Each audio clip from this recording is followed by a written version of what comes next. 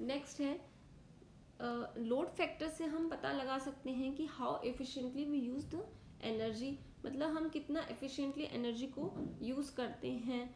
Means ये एक ratio है कि the energy, electrical energy utilize during a given period of time to the maximum energy which would have been utilized in that period. मतलब कहने का ये है कि ये एक रेशो है जो ये बताता है कि कितनी हमने इलेक्ट्रिकल एनर्जी यूटिलाइज की उस गिवन पीरियड ऑफ टाइम में with respect to the maximum energy जो हम यूटिलाइज कर सकते थे उस पीरियड ऑफ टाइम में। तो ये उनका रेशो है, इससे हम पता लगा सकते हैं कि हमने एनर्जी को कितना एफिशिएंटली यूज़ किया है। तो लोड फैक्टर एक इम्पोर्टेंट रोल प्ले करता है cost of generation per unit में। मतलब एक यूनिट की हमारी कितनी कॉस्ट आ रही है जनरेशन की, उसको पता लगाने के लिए लोड फैक्टर बहुत ही इम्पोर्टेंट है। जैसे जैसे लोड फैक्टर बढ़ता जाता है कॉस्ट ऑफ जो जनरेशन है वो कम होती जाती है, अगर हम मैक्सिमम डिमांड को कांस्टेंट रखें तो जो लोड फैक्टर है, अगर एक टाइम पीरियड की हम बात करते हैं तो लोड फैक्टर क्या होगा, average load into the particular time period T upon the peak load into the particular time period T. Next है, अगर हम डेली, वीकली, मंथली, ईयरली अगर हम ये सब बात करते हैं टाइमिंग्स की, तो इस बेसिस पे लोड फैक्टर को अलग अलग नाम से डिवाइड किया गया है। पहला है डेली लोड फैक्टर।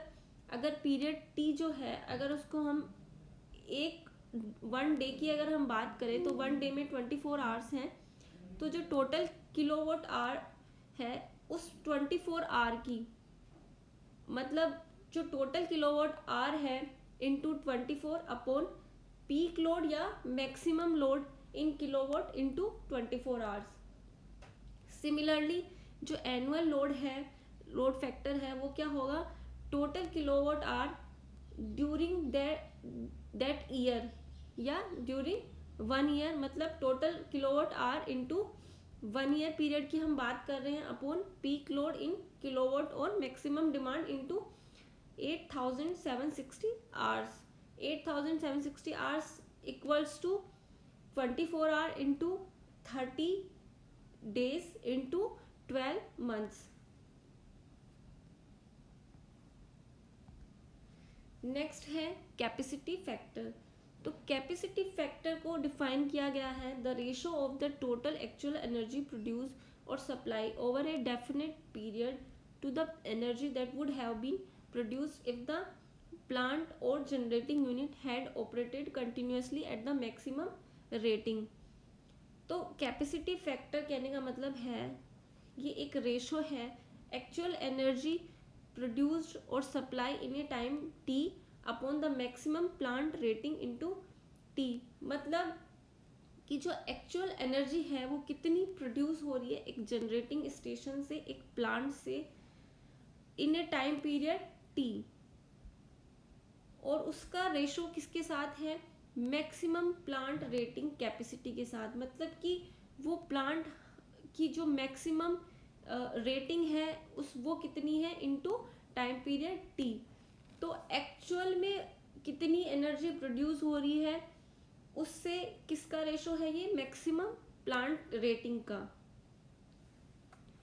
तो जो कैपेसिटी फैक्टर है वो मेनली किस पे डिपेंड करता है, fuel use in A circuit. मतलब हमने क्या फ्यूल यूज लिया है उस पे ये डिपेंड करता है। नेक्स्ट है capacity factor is computed by dividing the total energy producing by the full load capacity of the plant. Capacity factor is mostly used in generation studies. तो कैपेसिटी फैक्टर को मोस्टली हम generation studies में use लेते हैं, और ये actual energy जो है हमारी, अगर हम एनुअल कैपेसिटी फैक्टर की बात करें तो एनुअल एनर्जी जनरेशन हमारा कितना है और प्लांट की जो मैक्सिमम रेटिंग है वो कितनी हो सकती है इनटू 8760 अगर हम एनुअल की बात कर रहे हैं तो। नेक्स्ट है डाइवर्सिटी फैक्टर। तो जो डाइवर्सिटी फैक्टर है वो sum of individual maximum demand upon coincidence maximum demand of the whole system, इनका रेशो ही डाइवर्सिटी फैक्टर कहलाता है।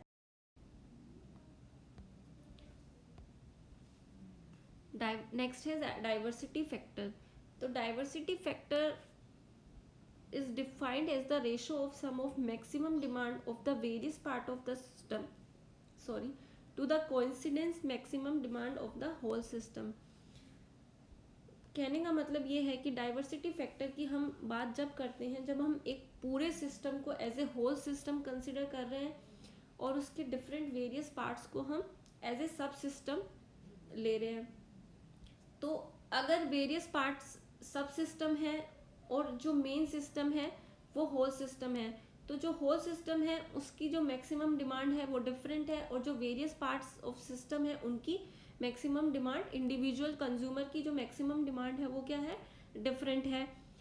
और जो ये maximum demand of individual consumer की है इन ए ग्रुप, ये एक साथ अकर नहीं होती है, मतलब ये एक साथ नहीं होगी सिस्टम में, ये अलग अलग टाइमिंग्स पे अलग अलग होगी, इसीलिए हमें डाइवर्सिटी फैक्टर की जरूरत है। तो ये जो डाइवर्स नेचर ऑफ लोड है इसी के लिए हमने डाइवर्सिटी फैक्टर को डिफाइन किया है। तो जो समेशन है इंडिविजुअल मैक्सिमम डिमांड का, उसको उससे अगर हम डिवाइड करते हैं coincidence maximum demand of whole system का, तो जितनी भी मैक्सिमम डिमांड्स हैं अलग अलग सिस्टम की, जो सब सिस्टम हमने लिए हैं या जो इंडिविजुअल कंज्यूमर्स हैं उनकी अलग अलग डिमांड का हमने समेशन किया है और फिर उसको हम डिवाइड करते हैं जो होल सिस्टम, जो पूरा ओवरऑल एक सिस्टम है हमारा, उसकी मैक्सिमम डिमांड से। तो ये हमें वैल्यू देता है डाइवर्सिटी फैक्टर की। और जैसा कि sum of maximum individual demands ज़्यादा होनी चाहिए coincidence maximum demand of whole system से। क्यों? क्योंकि जो सम है उसमें होल सिस्टम की डिमांड भी आ जाएगी और अलग से जो होल सिस्टम की डिमांड है वो नीचे आएगी।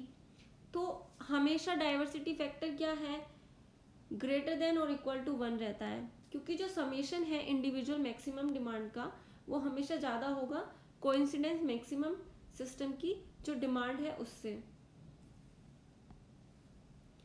अगर हम मैथमेटिकली देखते हैं तो जो डाइवर्सिटी फैक्टर है उसको हमने डिफाइन किया है यहाँ से FD से, तो D1 + D2 + DN upon DG, मतलब कि जो N अगर हम सिस्टम की बात करें, N मीन्स 1 2 3 4 जितने भी सब सिस्टम हैं या इंडिविजुअल कंज्यूमर्स हैं हमारे, तो ये उनकी मैक्सिमम डिमांड है डिफरेंट डिफरेंट टाइप पे जो अकर हो रही है, उसको हमने डिवाइड करा है DG से। DG मतलब कि जो सिस्टम की जो मैक्सिमम कोइंसिडेंस डिमांड है एक पूरे ग्रुप की, जो N लोड का जो पूरा सिस्टम है उसकी जो मैक्सिमम डिमांड है वो है DG।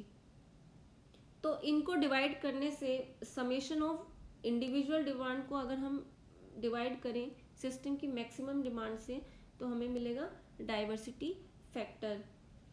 अगर जो डाइवर्सिटी फैक्टर है ये ग्रेटर देन 1 होता है तो इसको गुड डाइवर्सिटी फैक्टर माना जाता है, और अगर ये 1 है तो इसको पुअर डाइवर्सिटी फैक्टर कंसीडर किया जाता है।